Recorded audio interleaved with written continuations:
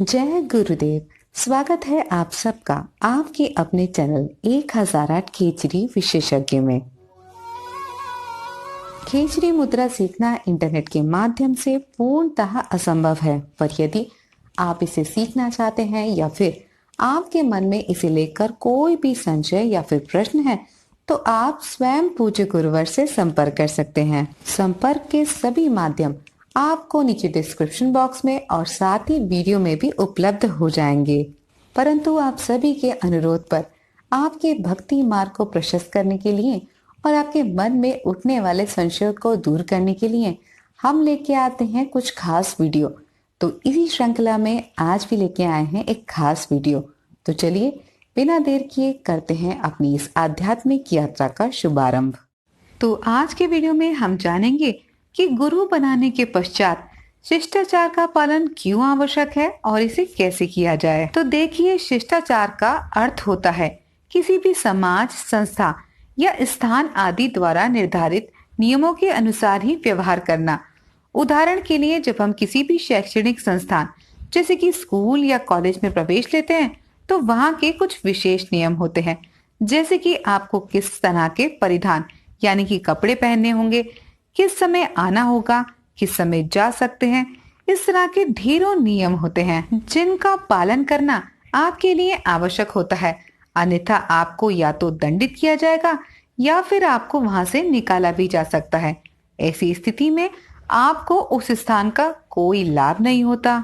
ठीक उसी प्रकार आध्यात्म या फिर साधना के मार्ग में भी शिष्टाचार का यही महत्व है। अगर आप गुरु बनाने के पश्चात शिष्टाचार का पालन नहीं करेंगे तो न केवल आप अपने समय और धन को नष्ट करेंगे, वरन आप स्वयं ही अपने संचित पुण्यों को भी व्यर्थ कर देते हैं। तो अब आपके मन में प्रश्न उठेगा कि शिष्टाचार का सही तरह से पालन कैसे हो। तो ध्यान से सुनिएगा। तो इसके लिए सर्वप्रथम आपके मन में गुरु के प्रति पूर्ण श्रद्धा और समर्पण का भाव होना ही चाहिए। अगर आपके हृदय में इन दोनों में से एक भी भाव अनुपस्थित हो या फिर कम हो, तो ऐसी स्थिति में शिष्य को अनुभव होता है कि वह गुरु से श्रेष्ठ है और यही से गलतियों की राह प्रारंभ होती है। तो इसीलिए गुरुदेव के प्रति अपने हृदय में सदैव पूर्ण श्रद्धा और समर्पण का भाव बनाकर ही रखिएगा। दूसरी बात यह है कि जब भी आप गुरुदेव के दर्शनों के लिए उनके निवास स्थान या आश्रम में जाएं, तो वहां के नियमों का कठोरता से पालन करें। बहुत सारे लोग अक्सर यहीं पर गलती करते हैं। जब वे गुरु के आश्रम में जाते हैं तो मात्र पर्यटक की भांति जाते हैं। उन्हें ऐसा लगता है कि गुरु के आश्रम में आकर उन्हें सारी सुख सुविधाएं उपलब्ध हों, बना बनाया स्वादिष्ट भोजन समय पर मिल जाए, क्योंकि वो तो आश्रम में साधना के लिए आए हैं, तो उनका मुख्य उद्देश्य सिर्फ साधना की प्राप्ति है। ऐसी स्थिति में जानते हैं लोग क्या करते हैं?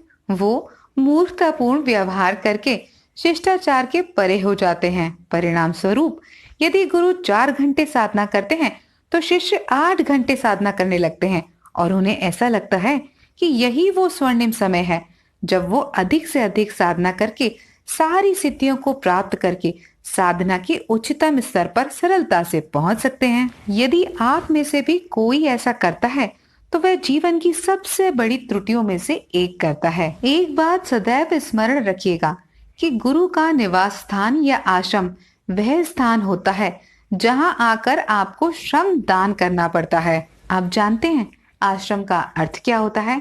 आश्रम 2 शब्दों से मिलकर बना है, आ धन श्रम, यानी कि आओ और आकर श्रम करो। अर्थात किसी भी गुरु के आश्रम में जाने के पश्चात आपको अधिक से अधिक काम करने का प्रयास करना चाहिए, जैसे कि साफ सफाई, बर्तन, भोजन इत्यादि ढेर सारे कार्य होते हैं वहां पर, और इन कार्यों में आपकी भागीदारी होनी ही चाहिए। हो सकता है आप में से बहुत सारे लोगों को ये सारे कार्य देखने में बहुत छोटे और अनावश्यक लगे, पर ये होते बहुत महत्वपूर्ण है, क्योंकि ईश्वर तक पहुंचने का मार्ग गुरु के आश्रम से होकर गुजरता है।